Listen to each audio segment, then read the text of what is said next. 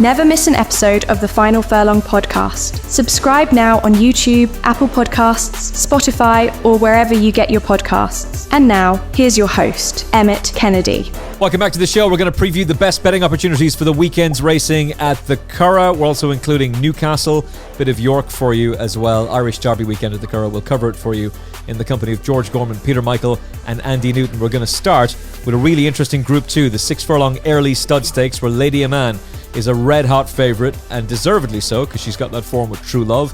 Although there are two ways of looking at her form. One, she buried True Love on debut. Two, she beat Green Sense and Signora last time out. Neither of those horses did anything. True Love was having her debut. Does she deserve to be such a short price favourite? George Gorman. Yeah, look, on what she's achieved, she certainly deserves to be favourite. Does she deserve to be 4 to 11? I'm not sold necessarily. Obviously, you say the winner, the listed race that she won, she beat True Love, who was then second to the subsequent Coventry winner next time out, before then winning Queen Mary herself. The third horse in the listed race, Power Blue, was only beat quarters of length by Albert Einstein, the Group 3 next time, before finishing fifth in the Coventry himself. I can't oppose her. I just don't know if I can back her at 4 to 11. On Racing Post rating, she's only improved £3 in her first 3 runs, which makes you think maybe she's just a very speedy early type. The other side of that is has she come up against anything to push her to record a higher rating? It's one of those, she might be vulnerable to an improver, and I don't know if any of these are, certainly none of these are necessarily good enough to be backing at 7 to 2 against a horse like this. So I'd probably just leave it, I think, personally myself. Look, if she went shortened to somewhere near even money or something like that, I probably would back her. But at 4 to 11, I'd have to just leave it. I still have memories of Frenetic getting beaten in this race, Peter Michael, and that still has a scar. I can't help but notice the fact that Aidan O'Brien either wins this race, finishes second, or they finish third. And I thought Beautify shaped really, really nicely first time out. She was trapped out wide that day, but she stayed on really strongly. Valentina has gone to the Albany and run a massive race. I like her. I'll probably play her each way, but I have huge respect for Jers Philly. Yeah, I think you're right. Obviously, Jers Philly is the one to beat, but 4 to 11 is ridiculous. I'd be laying that.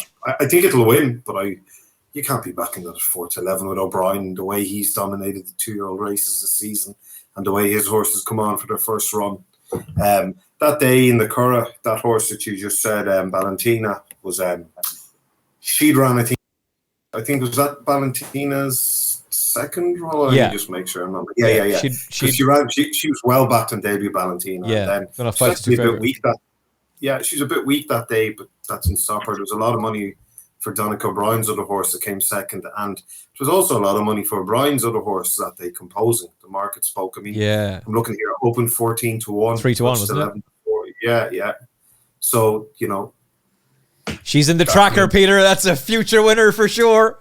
That's running as well, I think. Tomorrow, I think it is, Composing. But anyway, look, the way O'Brien's horses are running improving from first to second run, this horse could improve any amount, especially the way the money. It's weird because Ryan Moore is riding it, but all the other money came for the other horse. So, it's hard to make sense of that. But yeah, like you, Emmet, I think I'd be putting up Beautify each way just because I think the favourite is the one to beat. 4 to 11. You can't be backing the horse at 4 to 11 with O'Brien having one in it. You're looking for trouble. There's not much point in having a tracker if you don't bloody well look at it. Composing is... Come here. This is just for us now, okay? This is just for the Final Furlong podcast posse. Composing is the second string. Minivera is the first string. I mean, she's a nice horse, obviously, and the fact that she was sent off odds on debut in a race that Moments of Joy won. It's the Giselle thing all over again with Bedtime Story last year.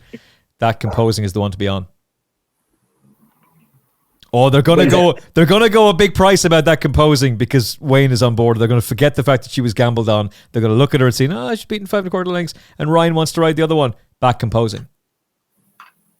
Well, let's not dwell on that too much because by the time you're watching this, maybe that race has been run and I look like a fool. But I'll be back in Composing anyway. Andy, your thoughts? So that's on Friday, yeah? Yeah, Friday, 5:20, 7 furlong fillies maiden. which Aidan O'Brien has won the last 3 runnings of, with Never Ending Story, Ylang Ylang, and Lake Victoria. Okay. Well, let's see, eh? Let's see how it goes. Just cut and paste basically what you guys said. I mean, there's no way Lady Man should be 4-11. I don't think it will be on the day. I think there'll be the price. Yeah, that and the O'Brien horse will be a lot closer. It will still be favourite Lady Man. And yeah, like you say, the form, you can read it 2 ways. You can look at the True Love form at the Queen Mary, or Signora. And I think, what did that come like 9th in the Albany, and Valentina was 3rd. So there's plenty to cling on with Beautify. And 7-2. I mean, O'Brien's won this 9 times. Ryan's won it 7 times. It's got to be the value, surely. So yeah, there's no way I'm taking 4-11 on Lady Iman, even though it looks the most obvious winner. But yeah.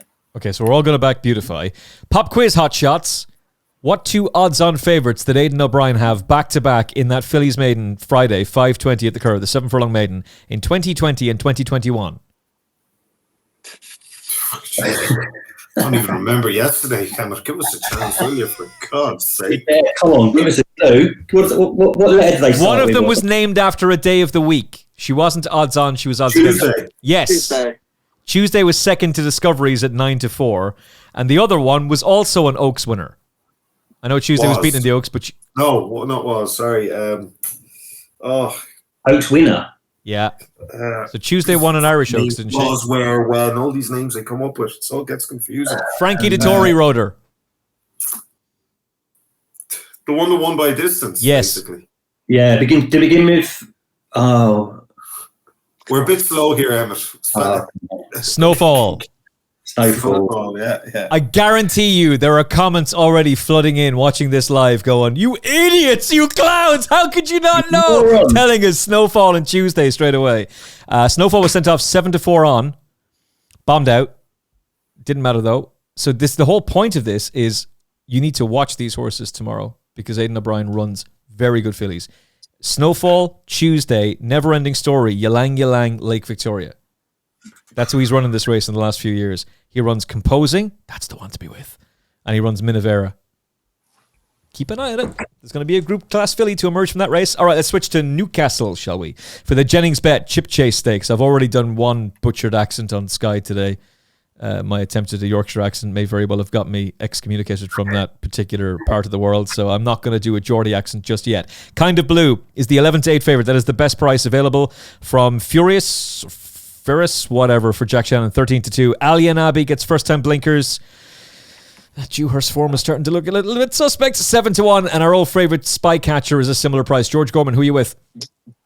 Yeah, Kind of Blue is probably the most likely winner, but again, backing 11-8 shot off the back of that last run. I'm not sure. Alien Arby, actually, quite interestingly, he's won every start he's had off the back of a 60-day break or more, other than when he finished 5th in the 2000 Guineas behind notable speech Rosalian, Hartem and Ghostwriter. So he runs well fresh. That counts for all of his wins. But his RPRs, while they don't drop off massively from first to second start, they certainly don't improve. There's a real habit of not running so well the second time back. He'd worry me now, reaching for the blinkers. So I've gone for one that more of an each way price. It's a form line I really like, is Fair Angelica. She finished last 2 starts back at Lingfield, but she was beaten just over a length by subsequent Coronation Stakes 4th Cathedral. She's beaten 2.5 lengths by Epsom Group 3 winner Spiritual, and 3 lengths by subsequent Musselburgh listed winner Jabara. Next time out, she looked like she had plenty up her sleeve when she won a listed event at Salisbury. She recorded a career best RPR of 109. I think she can continue to improve here, and she's not miles off them on ratings. I just think she's far too big a price at 14s. Yeah, I think it is. I'm seeing 14s. Yeah, so that'd be my each way swing in the race. I don't think much of this division at all. I was going to swing at an AF. And the whole reason that I'm doing that is because he backs up well. They have run him twice off a layoff of 0 to 7 days, and he's won both. He's obviously an all-weather performer. He's very, very classy on his day. They tried him at Royal Ascot last week. He got absolutely thumped by Lazat, but hopefully the quick turnaround will spark a bit of life into him. This is a race that is winnable, Peter, and I'd like to take a swing at something at a bit of a price. So Anaf is the one I've come down on. Who are you with? Yeah, I couldn't blame you. I thought he might run well at Ascot, but he was quite disappointing. But yeah, look, I don't know. Like you guys said, the favourite is quite short. Coming off a bad run, but I mean, they'd be looking for this horse to get back on track, obviously, in this race. If they don't, then they'd be worried. He's won 116. He has a penalty. He used to give Alionabi £7. And Alionabi's rated 112, so that actually puts Alionabi in front of him. Ferris is obviously an improving handicapper who's stepping up in class, and you could argue he's probably the solid one of them all, even though he's the one stepping up in class, because he comes into the race in top form, and you know he'll have no excuses. I really don't. I mean, I don't know, to be honest. I won't be backing in it. I mightn't even watch it. I don't know, but if I had to pick one. That's the truth. So much racing going. It's too much racing, isn't there, lads? Oh, that's crazy.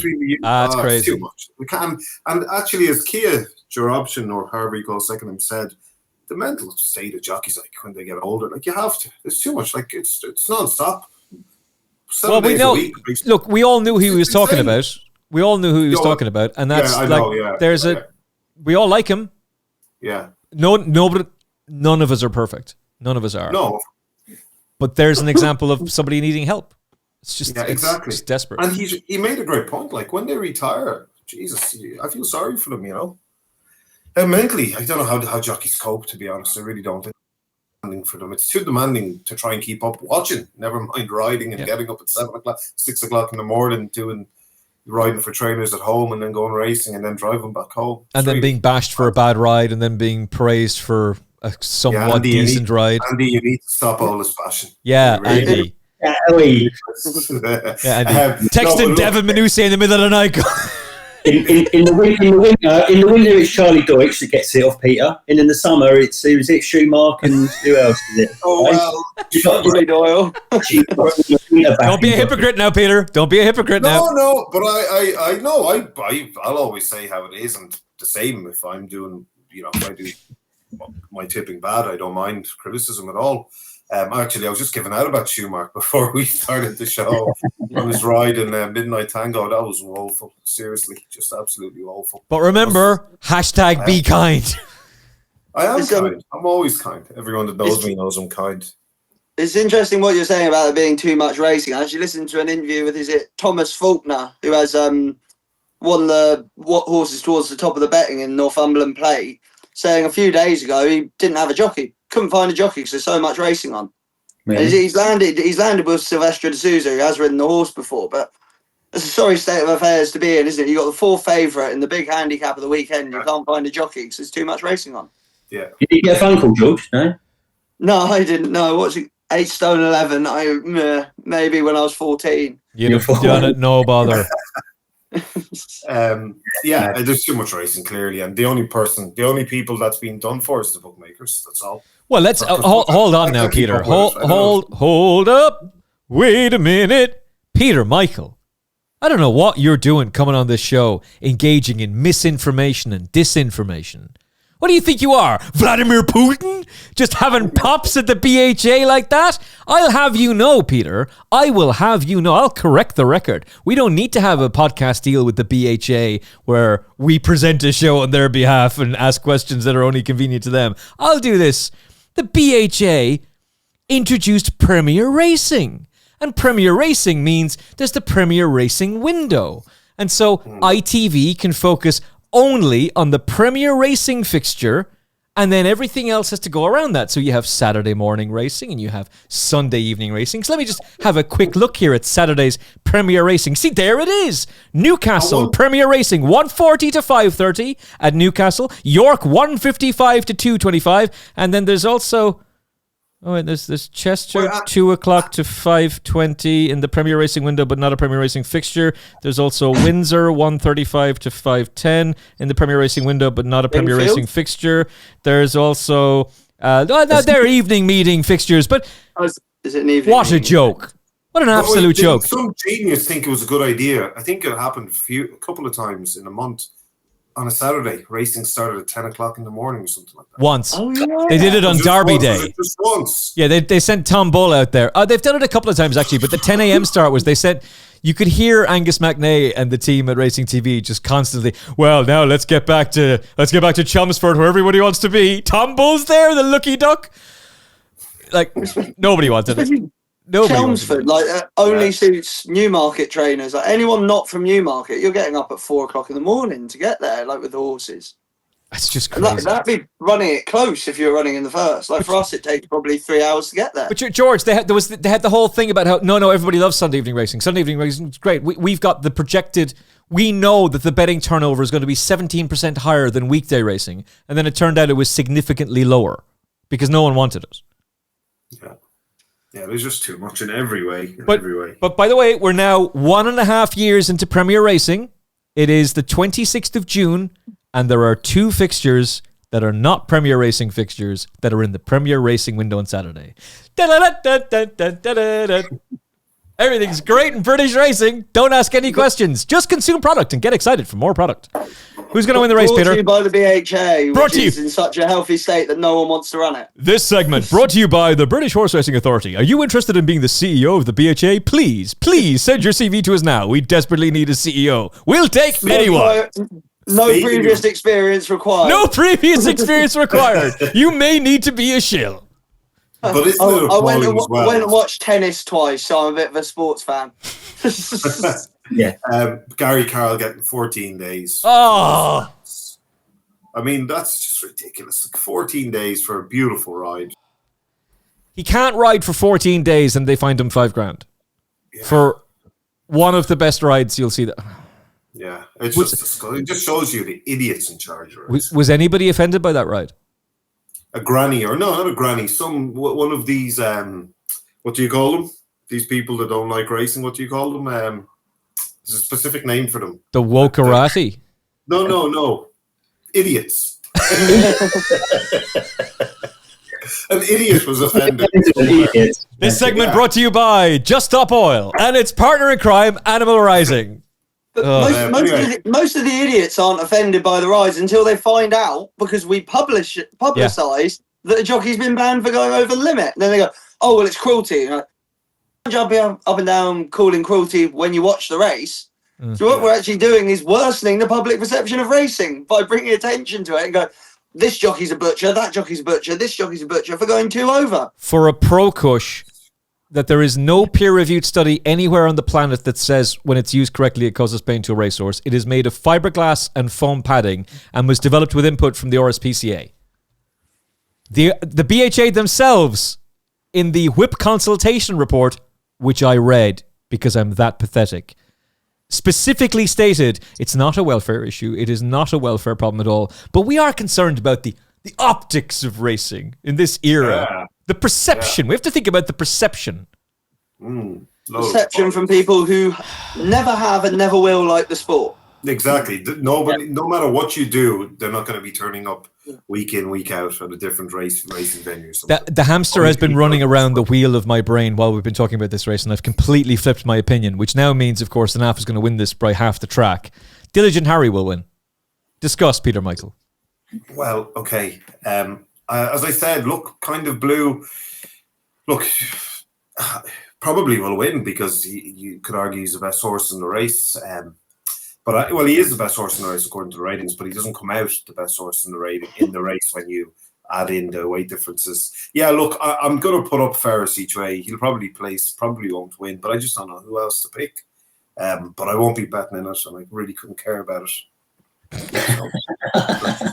Second best RPR for Diligent Harry comes off a break of 60 days or more. Now he's had eight attempts at that, but one of them was a second highest rated RPR. He's placed 3 times. He's won twice at the track. He's a 5-time winner. Now he's had 24 goes at it, but he's placed 9 times. He absolutely relishes the synthetic surface. Sometimes his best form comes in a synthetic. He gets Safi Osborne as well, which I love. And Clive Cox's horses, they might not be winning, but they are going close, real close. And he had a lot of horses run super close at Royal Ascot as well. So I've completely flipped to Diligent Harry. Andy Newton. Mate, listen, you shouldn't have flipped because a NAF Damn it! And that Damn it! is looking like it is value at 16 to 1. I'm going to back both. Yeah, they're both double figures each, aren't they? Throw away more money. And look, this race, you've got to remember it's on your weather, so course and distance form. I mean, the Jack Shannon team are going well, so that Ferius, or however pronounce it, is certainly going to be up there. I think it's on your weather, it's a step up in grade, but we know it likes, the surface here. Kind of Blue is actually 1 from 1 on your weather, but its only win came on debut at Kempton. So we don't know how Newcastle's going to suit. And like you say, after last time, fluffed the start in France. That was over 5, sort of ran on all right. Back up in trip is going to suit. All its best form is over 6. And it's going to be the obvious one. But 11 to 8, I don't know. So, look, a NAF, its form figures at Newcastle, 1-1, 4-2, 3-2. Yeah, that's... So only out of the first 3 once, and that was when it came 4th. Appleby Yard at the moment is a little bit iffy, but I still think it's worth a punt just on the fact it is 100% better horse on your weather, and especially here at Newcastle. And also it ran against George's pick, Fair Angelica, a couple of races ago in that listed race. It was giving it £5 that day. I think it's giving it 3 today, so it's slightly better off for about half a length. So you can tie in some sort of form lines there. So 16 to 1. And speaking of Richard Hughes, put Rare Change in your tracker. The horse is going to win a nice race. He was very, very good at the weekend on Racing TV. Okay, I flipped to Diligent Harry, but I will back an AF as well because it's a race that's so uninspiring. Let's back 2 in it, shall we? But they're both pretty big prices. At 220 at the Curragh is the Jebel Ali Racecourse and Stables Anglesey Stakes. It's a race that Aidan O'Brien's got a very good record in, and he's got Flushing Meadows, who could have gone to Royal Ascot after an impressive performance first time out, but they've saved him for this race. He will surely take all the beating, George. I'm against him. I think you say he could have gone to Royal Ascot. Why didn't he? Maybe they thought they had it all wrapped up, but there's got to be a reason. And I really like Susie Songs here. Only won by a neck on debut, but she recorded an RPR of 93 at Cork. That makes a lot more sense when you look. She beat Havana Anna by a neck, who had already had a run. And that when she was third, beaten 3 3/4 lengths by True Love and 4.5 lengths by Gastad. So to beat a horse with that sort of experience, not limitless experience, but ran to a good level first time out and would have taken a step forward, I think she achieved quite a lot that day. And if she can take a decent step forward here, she'll take all the beating. So I'm with Susie Songs. Okay, fair enough.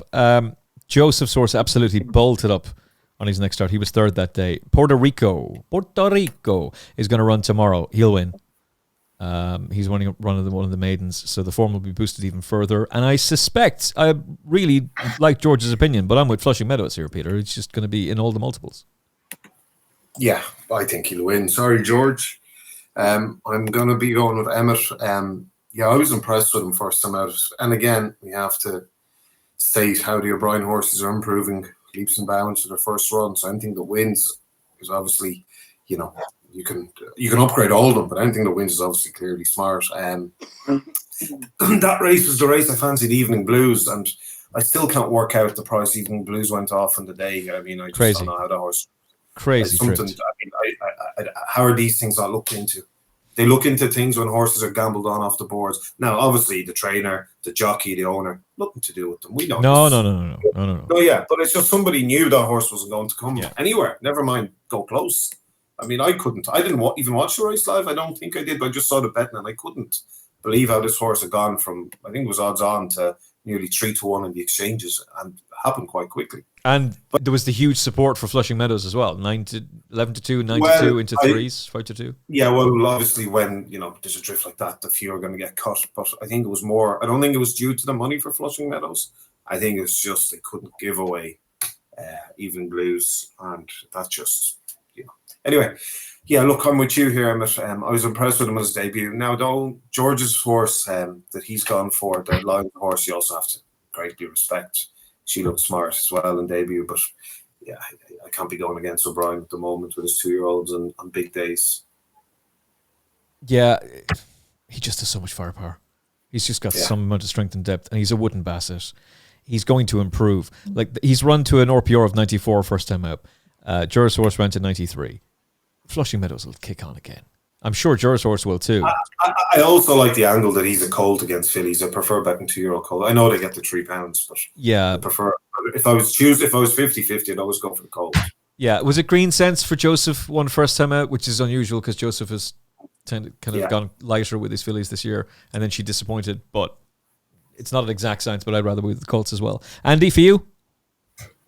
Last 2 winners of this have been a filly, though. That's worth sort of just mentioning, but. Have they been taking on something like Flushing Meadows? And it's only £3 as well. That'd be the niggle that it gets. And he did have Brussels entered in this a couple of days ago as well. He's come down on Flushing Meadows. I mean, look, the times between the two, they both ran over 6 furlongs. I know they were separate, different tracks, Cork and the Curragh, but they were literally all identical times. So there's not a lot between them in terms of their first runs. This is Susie Songs and Flushing Meadows. It's like milliseconds between them. But you just think that, Flushing Meadows already, 25s for the Guineas next year, whether it goes there or not, it probably will. Like we spoke about millions of times, O'Brien and the Guineas these days just giving up hand in hand. They don't. But if you are, still having some faith that he might turn it round. The other interesting thing is that O'Brien's won this race 12 times. He needs just one more.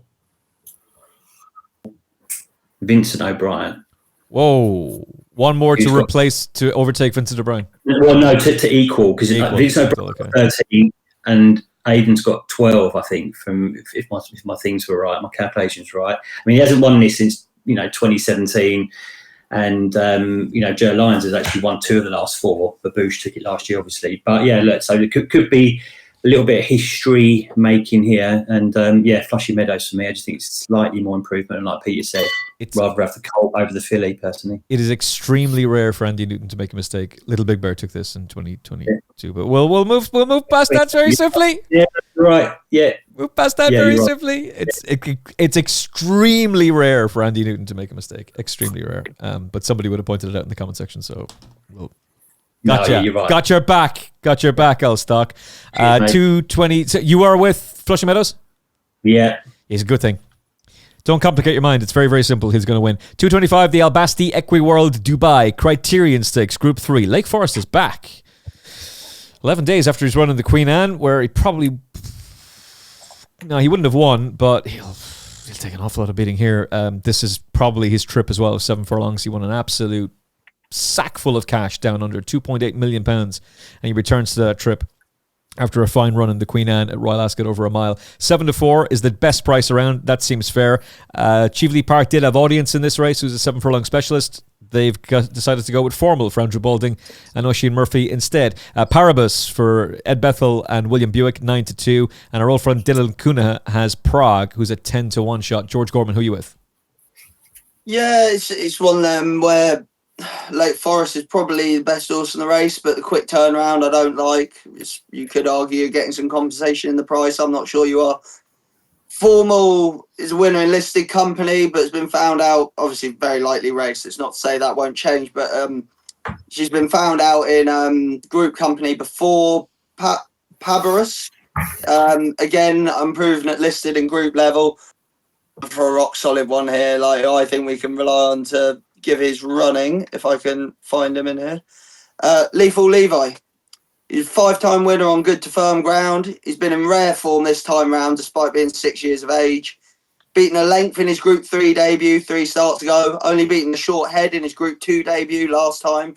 Recording a joint career high RPR of 115 in a handicap in between.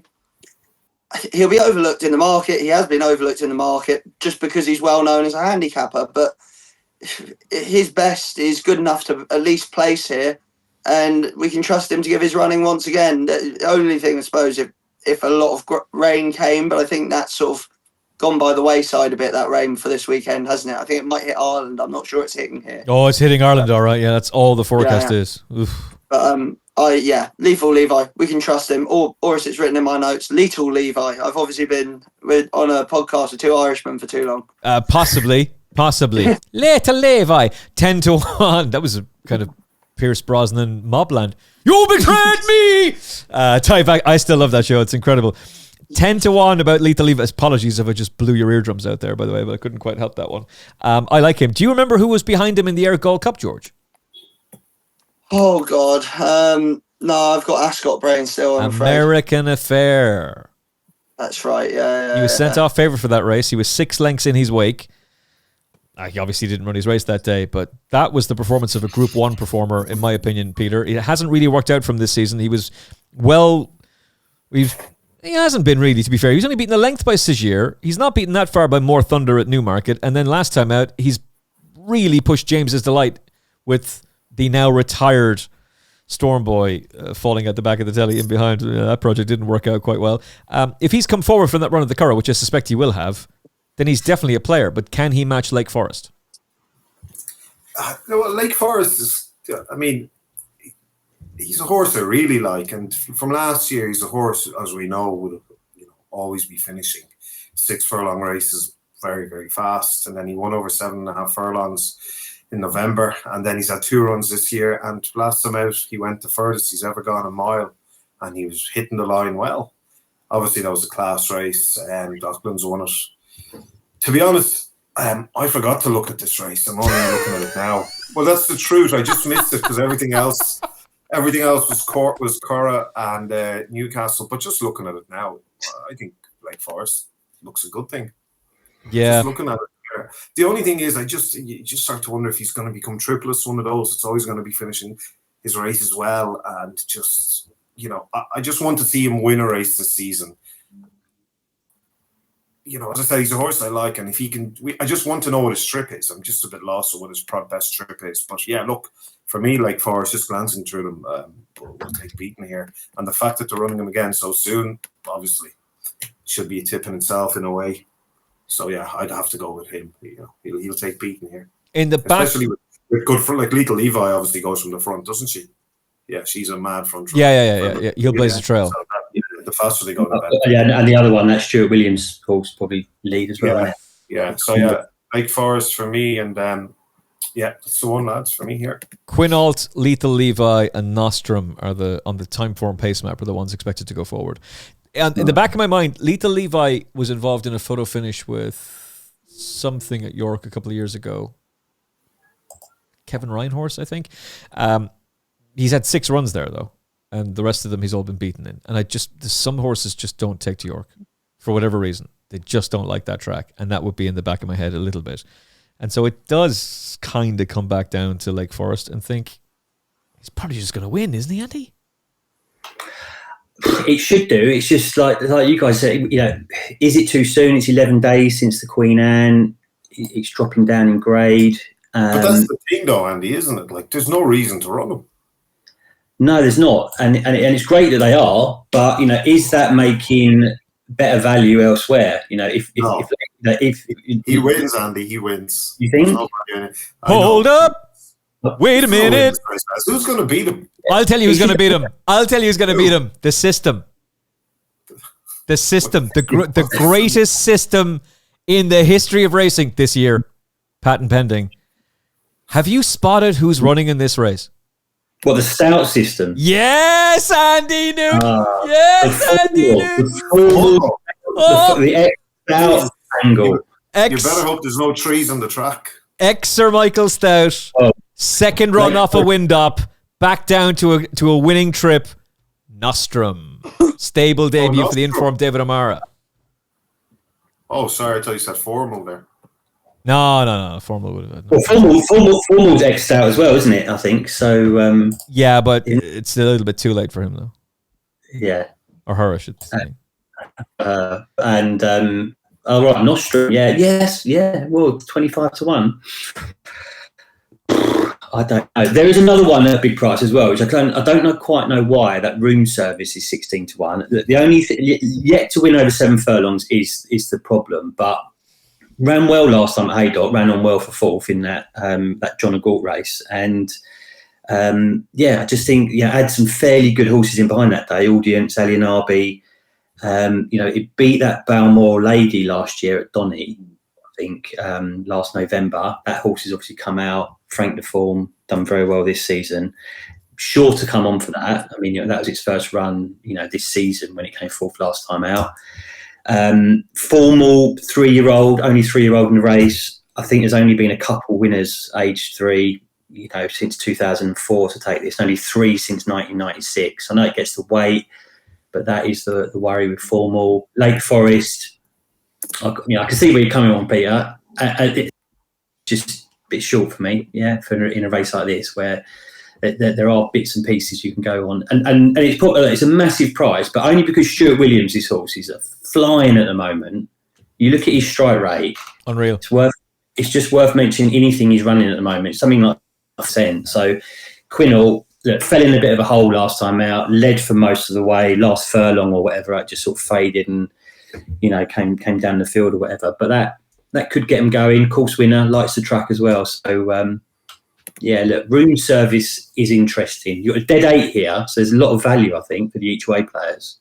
Yeah, there is, yeah. Palbarus as well, lads. You can't rule out at all. Yeah, I mean, they got snapped up, didn't it, by the Waffenham boys. But the only thing, it's only run once at York, and it was a poor 7th, I think. Yeah.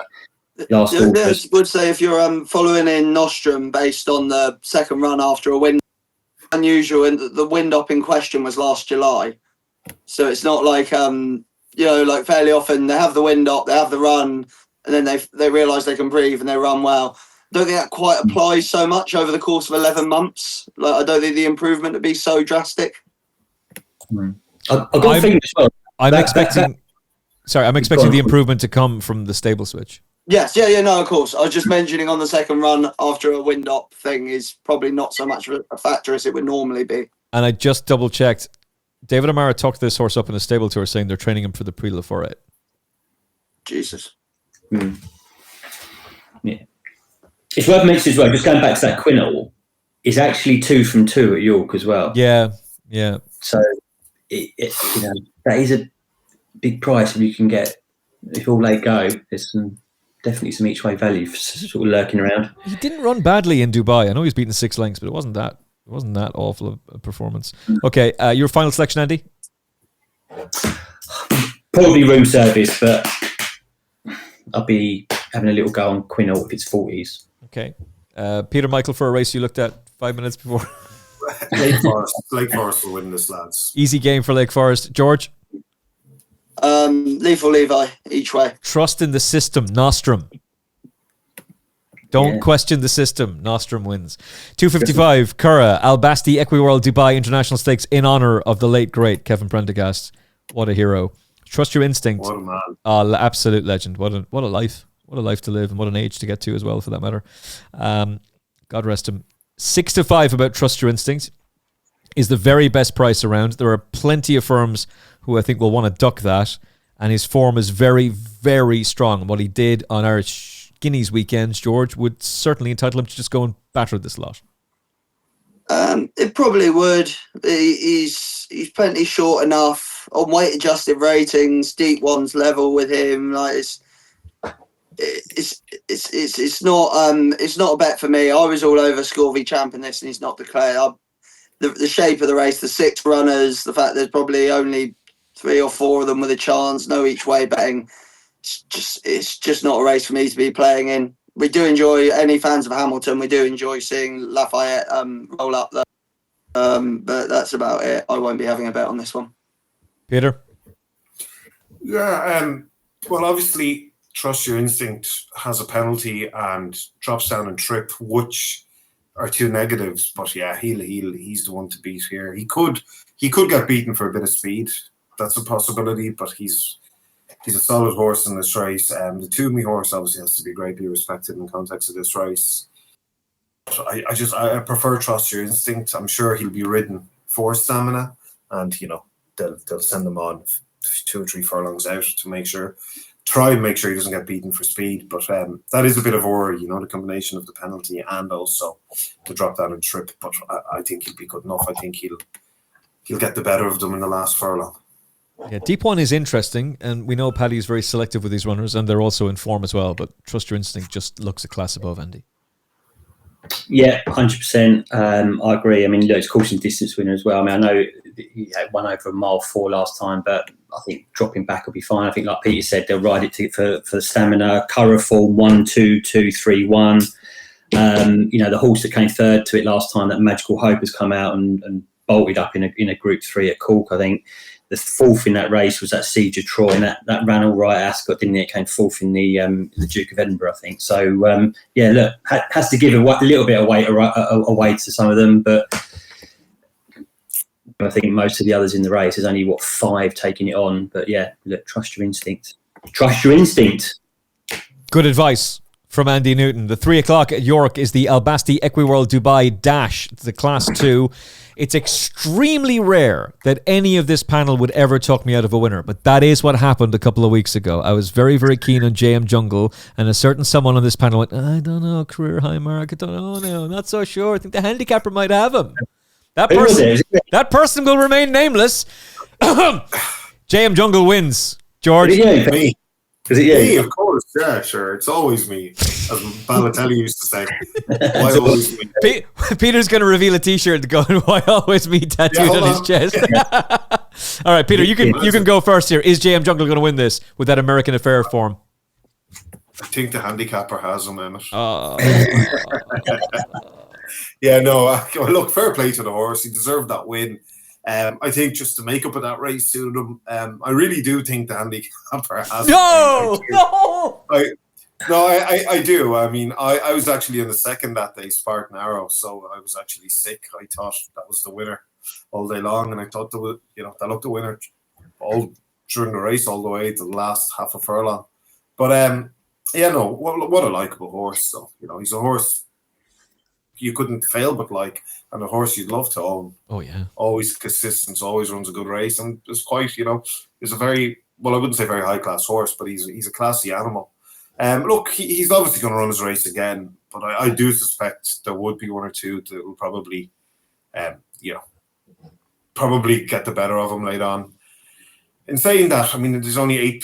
He only has 8 to take on. There's 9 declared, and he's going to be, what is he? I'm seeing here 7-2. So that's not a bad, it's a fair price for him. But look, I think Regal Envoy is probably the one here. He's won his last 2, seems to be improving. The trainer is doing well with these type of horses, and I think he might just have a few, maybe another 4 or 5 pounds to. I know he has one by far, but I think he might just have a few more pounds up his sleeve. I wouldn't fancy anything strongly in it. It is a bit of a tricky race, and I wouldn't put you off JM Jungle this time, Emmet. He's clearly going to be banned. You just said. No, well, look, he's going to be banned. I don't have a strong fancy in this. I'm putting up Regal Envoy, but I don't have a strong fancy. I'd actually like to see JM Jungle win it, and he well could, but look, I don't know. It's not in, but I'll go with Regal Envoy. Well, I'm sticking with JM Jungle because I think he's a cracking each way bet, and I'm seeing one bookmaker go 7-2, and there's no way he's going to be out of the first 3, and he's probably going to win. Yeah.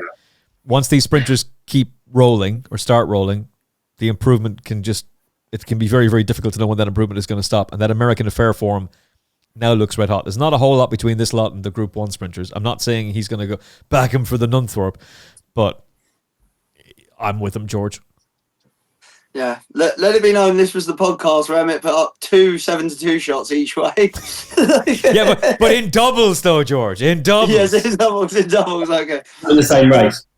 Yeah, I certainly. No. We're not that show. That's another show. Nap and next best in the same race, and neither one places. Oh, right, okay. I certainly couldn't put you off Regal Envoy. He's obviously seems to be improving faster. It's a 6-year-old. Like last run, he got an RPR of 101, which is £8 higher than his best last season. So he's improved all the way from 84 up to 101. And like I said, the trainer's doing well with these sort of horses. If I was going to play one just straight win, it might be that. But there's a lot of depth at the top of this race. Like that Azure Angel could be anything. I'm ready to be hurt again. I've gone with Democracy Dilemma each way. No, George, no. Look, he was reasonably well beaten in the dash, and I know he was second in last year's dash, but he has yet to win at Epsom in 3 attempts now. It might be the case that slightly more conventional tracks suit him better, or certainly slightly flatter tracks. Last August, JM Jungle beat him a length over 5.5 furlongs here. And Democracy Dilemma gets a £15 swing at the weights for this. Fast starting style will be useful as always. And Tom Eves is 1 from 1 on it. So I think 11 to 1, I'm going to have a swing each way on him. Okay. And Andy? Yeah, look, Jam Jungle, place pot, banker. I think, like you say, it'd probably be a shock if it's not in the top 3. But look, nudged up, another £5. First time it's running off a mark of 100 plus here. And surely at some point, the handicap is just going to get a little grip on him. But yeah, it should be there or thereabouts. And like you say, but these sprinters when they get going, there's not a lot between this lot and the group sort of levels, as American Affairs sort of showed. But Bethnal and Knight probably have the best strike rate of the trainers on show, around sort of 17% at York with their older horses. So we've mentioned Regal Envoy for Knight and Azure Angel for Bethel, and it's probably Regal Envoy. Look, I mean the last time out when it won, the horse that was third that day, I don't know if any of you guys have mentioned it, that Adrestia, I mean, that obviously came out and won at Royal Ascot last week, won that Palace of Hollywood House. Form has been, franked there, obviously. It's only at £4, could be more to come. So, yeah, I'd much rather just take Regal Envoy. Probably, I know it's 6 and it's older than Jam Jungle, but might just be having a bit more to come at the moment. And yeah, there's not a lot else there, I don't think, in the sort of bigger price ones. I've been done before with his horses are going all right though, George. So he's got 2 in there. That's 7 questions by the same owners and stuff. But his horses are running well at the moment. So it's a poor. I wouldn't say. I mean, you have good horse in it, but only 9 runners for that prize money. I've got to assume it's just a lot of the same horses would have run at Ascot last week. There's not enough sprinters around. Not 9 runners is poor with a max field of 22, and a lot were still left in before decks. Well, this is the problem with poor prize money, because the prize money is so pathetic. The horses end up being sold to Hong Kong, Australia, the Middle East, and America, and then you've got nothing left. Exactly. Yeah, there's no horses left. So to the Jennings Bet Northumberland Plate. Should we try that again? To the Jennings Bet Northumberland Plate Handicap. 20 runners in a 20 strong field. Golden rules. Ooh, like this horse. Not sure he's going to win. Not sure he's going to be the selection, but I do like him. His first run after a mammoth layoff of over 600 days was on the all-weather last time out, 637 days, and he shaped very, very well. It looked like he was going to win until he blew up towards the end. Sylvester D'Souza is on board. The best price you can get about him is 9 to 1. One Smooth Operator, last year's winner for the Ellison team, is 11s. Dancing in Paris, Marco Gianni, Ian Williams, 12 to 1. Roaring Legend is a massive all price as well. Who are you with? George Gorman. Do we want to do the Vars as well, or are we skipping that one? We do both. We just throw them in together.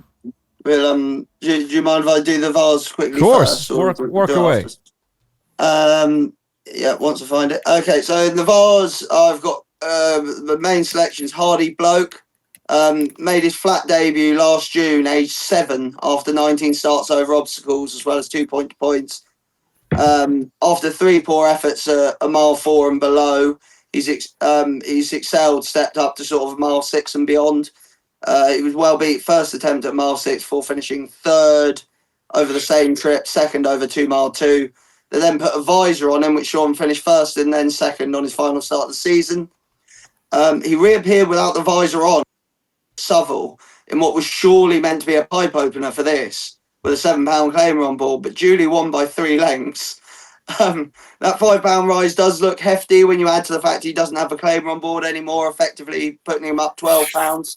But the visor's refitted here, suggesting that this has been the goal all along, and the horse is clearly thriving. And actually, as far as 8-year-olds go, is pretty unexposed on the flat, to be honest. The other one requires a bit of a leap of faith, but Vaguely Royal is a huge prize here. He was 5th, beaten 5.5 lengths over course and distance last March off £6 lower, before going very close in a mile 6 Heritage Handicap at the Guineas meeting next time off the same mark. He was good for these New Yard in 5 starts over hurdles, the 1st, the 2nd, and the 3rd to his name.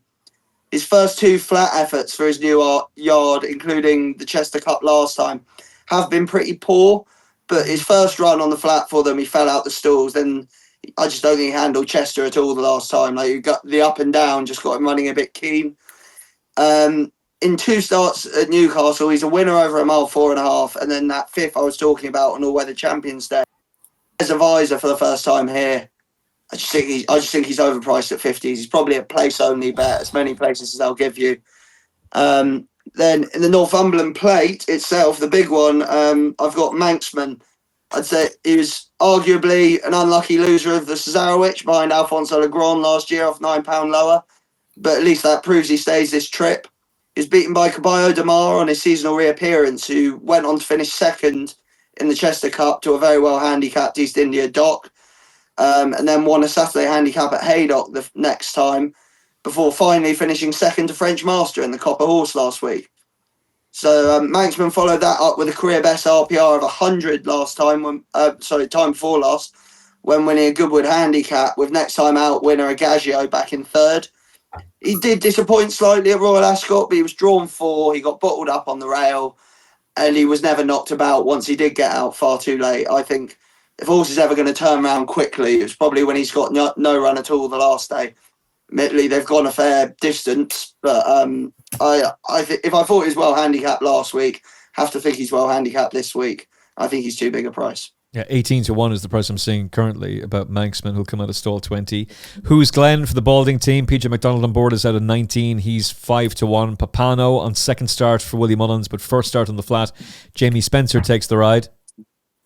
11-2. East India Dock is a 6-1 shot. Duke of Oxford for the Michael Bell team has been well backed, 9-1 now. And he was beaten 23 lengths last time out in the Chester Cup, but prior to that he'd shaped pretty well behind Cabello de Mar at Southwell. Peter, who are you with? Well, I think George is right. I think Manxman is overpriced here. Obviously, it's an incredibly, it's 20 runners and there's been horses aimed at this obviously for a while. So it's obviously very, very competitive, but he just seems overpriced. It's not ideal that he's coming here after running 11 days ago over 2.5 miles at Ascot, but I think we'll just, for the sake of this race, we'll just put a line through that. Jockey, not great, to be honest. I'd rather somebody else, but what can you do? You just have to go with what you have. He's a big price. He's too big. I'd have him more like around 10-1, 8-1. He's normally very consistent, so that's who I'd be. That's who I'd be betting here at those prices. Obviously, you have to respect Mullins' horse as well. We don't know. He's only had 1 run for Mullins. He's coming, from a UK mark to Mullins, because if he was an Irish horse that ran a good few times in Ireland, I'd be avoiding him. But I mean, Mullins can improve this horse any amount, so you have to respect him. I'm surprised to see East India Dock running in here again. Yeah, me too. We discussed this the last time. He can't win. He can and could run a big race, but I'm sure all these races are going to take effect on this horse sooner rather than later. I hope that doesn't, I hope when he's 5, 6 or 7, I hope this doesn't all catch up with him, because he's had some amount of racing over the last whatever months it is. I'd love to see that horse have a break, but look, at the prices, Manxman has to be each way value in this. Normally, I'd be looking at Tony Martin horses in this race, and you can never rule out one of his in these type of races. So you'd have to give Zandabad a second look, even though he's an Irish horse coming over, which is not ideal, for the era we're in when the handicap are whacking them up for fun. So Manxman for me, Trey. He has had a jumps winner, but how many days is it since Tony Martin trained a winner on the flat? 63. 61. By the time this podcast would go live. Who was the last one? Oh, jeez. I thought you had it in front of you. Sorry, okay. I'll have a look then. But that would be slightly concerning. Hey, Peter, speaking of each way value, if the Final Furlong podcast listeners and viewers are looking for, betting tips, if they don't have time to be able to crunch the data themselves or go through the form or go through tireless amounts of replays, who could they turn to? I don't know anyone, to be honest. Yes, and well, look, I'm always trying to put up here, advertise myself or whatever. As you can see there, my handle is there. Go on X or Twitter and just send me a direct message and I'll give you all the information. I have one service going, 40 quid a month, so it works out just over quid a day. And I'm starting a new one at the start of next month. That is just going to be my very, very strong fancies. So they'll be quite rare. You might only have maybe 2 or 3 a month maximum. Some months you might have more, some months you might only have one. But they'd be, just ones I'd consider, a very, very good bet, because I do daily tips as well. And obviously you can't have a strong fancy every day, but you do generally when you follow the racing, you have a fancy nearly most days. So if that's not for everyone, this one might be for people who just like having the bet when a horse should really be going very close to winning. So just give me a message and you can join the group. It's worth it for 40 quid a month because I do put in the work and we are getting the results lately, At Peter Michael Racing on X, for those listening, at Peter Michael Racing to take full advantage. Okay, Andy, who are you with? I was saying, sorry, Andy. The last time I was on this, sorry, Andy, I put up in here my Napa's Field of Gold, which we all knew would win. My next best was Nürburgring, who should have won at 16-1. And the each way value of the day was Docklands at 25-1. So that was a sickening day, but I just, I just thought I'd say it there. And didn't you have the winner of the Wokingham as well, which shouldn't have been the winner? Yeah. How, we should have all bet that. How is that horse 28-1 given the ground conditions? I had the winner and the second. Now, don't get me wrong, I fancied More Thunder more, but I always knew that we all knew that there was a chance that he could get going too late. But get it was just like, how would that? One of my followers that's in the group back in the exchange at 55-1. Like, who's laying that horse on that ground at 55-1? Well done, that man. Yeah, fair play to him. I'm sure Moore did as well, because it's a no-brainer if you have access to both. Why bet at 28-1 when you can bet at 55? What was Marquand doing? I would have preferred More Thunder to win myself. Did you see? I think Chapman interviewed him at Windsor on Monday afterwards, didn't he? Did you see that? No, I didn't see it. No, he spoke well, and he could tell he was just broken about it still. But what's he doing with the whip? But I say it just I happens. need to watch it again. The whip was what are you doing, man? What you need to understand is your reins, you've obviously this just leather. At the end, you've got a knot tied in them, so if the buckle breaks, you don't lose a rein. So you've literally got a knot of leather at the end with a metal buckle. It's like that thing's bouncing up and down all over the place while you're riding the finish, the end of the reins, and it's a loop. And if it gets stuck around your whip, you're in that moment of you're going, am I just going to hope this comes out, or am I going to completely stop right at the end of the race to pull it out and use it again? Like it's just a freak thing. It can happen. It does happen. I've had my stick stuck through my breast girth before. I've had it go through the reins. That sounds painful. I once rode a horse that had too loose a breast girth. I jumped a fence. The horse put down on me.